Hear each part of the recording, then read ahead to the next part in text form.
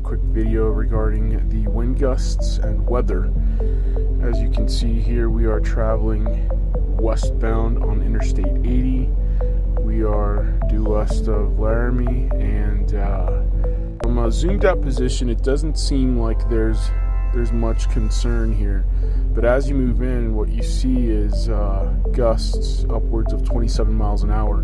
Now, the billboards on the highway actually said or shared 40 plus mile an hour wind gusts, but I'm pretty sure that they're dying down. So as we move across Interstate 80 here towards Idaho, what we're going to see as we move into midnight and 1 a.m. on Friday is going to be a die down in the wind gusts. So I'm happy about that.